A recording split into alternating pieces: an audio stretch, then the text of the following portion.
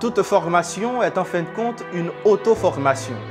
C'est ce que nous dit Saint Jean-Paul II dans Pastores Dabo Vobis, et c'est valable pour tout processus de croissance dans tous les états de la vie.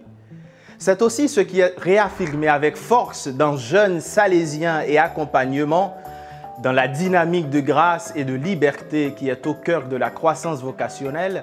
Chaque confrère est le premier à être invité à répondre chaque jour à l'appel du Seigneur.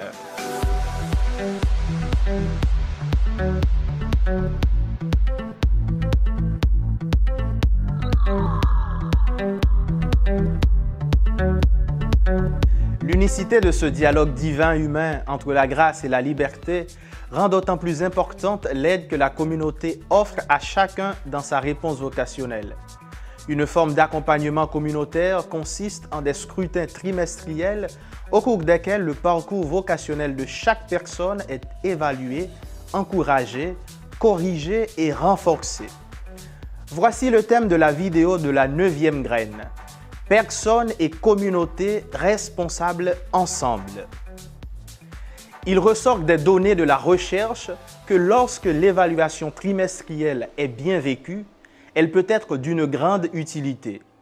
Mais si elle est menée de manière hasardeuse et imprudente, elle peut sérieusement nuire à la relation de confiance entre le jeune en formation et l'équipe des formateurs. Le document clarifie tout d'abord la distinction claire qui doit être faite entre les évaluations trimestrielles visant à soutenir la croissance personnelle progressive et le discernement pour les admissions, un acte juridique confié principalement au provincial et à son conseil. Si la formation est avant tout une auto-formation, une première étape importante pour vivre pleinement les évaluations est l'implication totale du jeune lui-même dans ce processus de vérification, comme la ratio l'y invite. Comment se déroule le scrutin trimestriel? Dans quelle mesure contribue-t-il à l'objectif de favoriser une croissance intégrale et qu'est-ce qui au contraire est inquiétant? Comment dois-je regarder mon confrère? Que vois-je sur les visages de ces fils de Dieu avec lesquels je suis appelé à vivre dans ma communauté, qu'ils soient plus jeunes ou plus âgés que moi?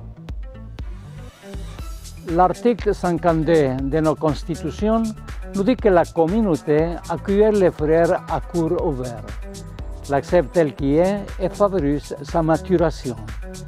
Elle lui offre l'occasion d'exprimer ses dons de nature et de grâce.